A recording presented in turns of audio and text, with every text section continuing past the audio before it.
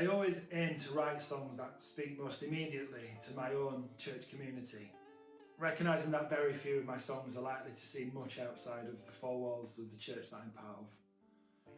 And Pain Cast a Shadow is a special song for me because it's the first one that was written out of our time at Jubilee.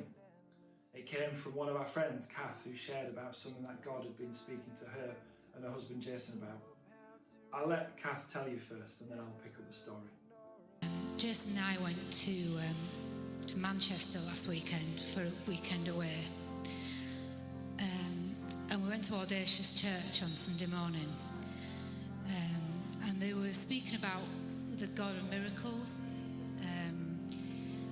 and how God works miracles. And the lady who was speaking was telling us some amazing things that they've seen happen in their church in Malaysia. And both Jason and I were quite affected by it in the same way, really. And they called people out for ministry for people who were believing for miracles in their life. And we didn't go out because we're not believing for a miracle in our life at the moment, but we were years ago, and it didn't happen. We believed for miracles for Dan and Ali, and neither of them got the healing miracle that we believed for. And in a service like that, where they were believing for miracles, it was like, actually, I know in my head that you're a God of miracles, but I've not seen it for myself. So eventually we did go out, and there was a guy who was there visiting, who actually prayed for us, and he said he could see a shadow, and it was the shadow of the valley of death. And I've been pondering it on my way to and from work all week. What is a shadow? And a shadow is caused by something that gets in the way of the sun's light. So there's something in the way of the sun's light that's casting a shadow. And I think our past experience of us not getting the healing we were believing for casts the shadow, and is casting a shadow on my ability to believe God for miracles. And that's been challenging us all week. We've been talking about how does God work miracles, and He's the God, and He's infinitely more wise, and He does what He wants to do. But have we got the faith to believe for the things that we're expecting God to do in our lives? Or is there a shadow of past experience that's in the way that we need to ask God to remove so that we can have the faith to believe for whatever we want God to do in our lives? So the song we're singing is called Same God, and He's the same God here as is the same God in that church in Malaysia, as in the same God in the Bible. He's able to work miracles. We know that. We might not have seen it in our lives, but we know it. It's in the Bible. It's happening in other churches. It happens here, but maybe we don't shout about it. So while we're singing this song, if there's something that you're believing for in your life, just bring it before God. Have that faith to bring it before God. Come down, speak to Phil, get Phil to pray for you. Ask the person stood next to you to pray for you. But don't miss out on your miracle because there's a shadow in the way.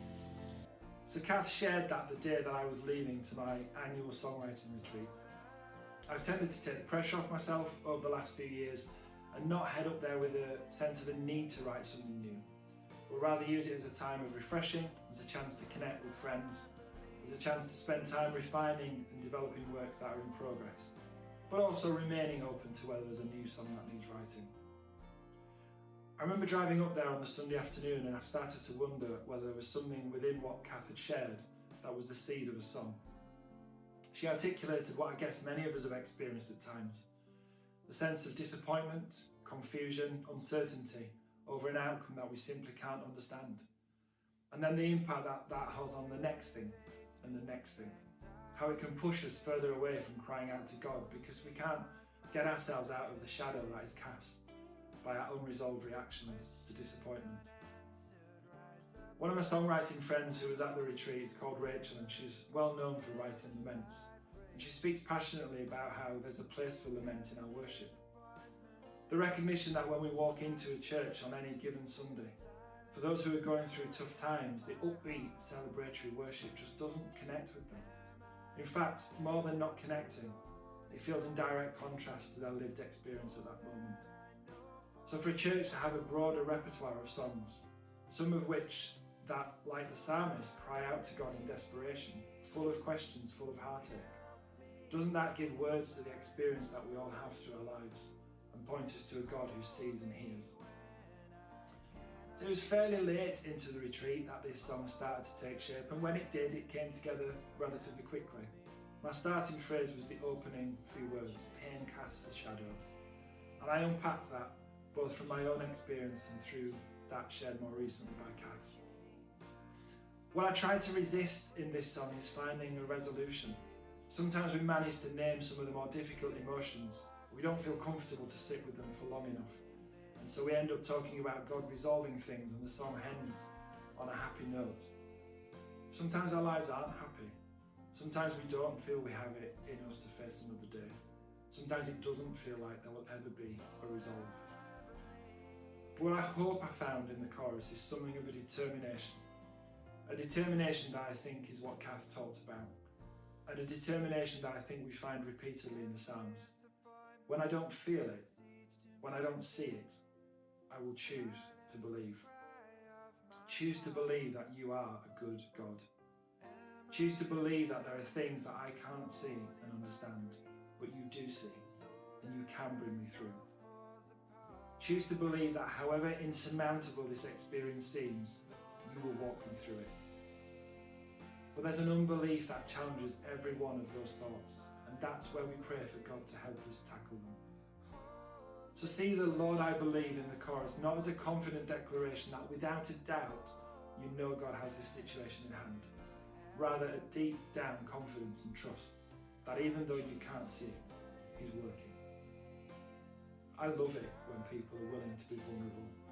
I know on that morning that people felt seen and heard in church because Kath shared something of herself and the journey that they were on.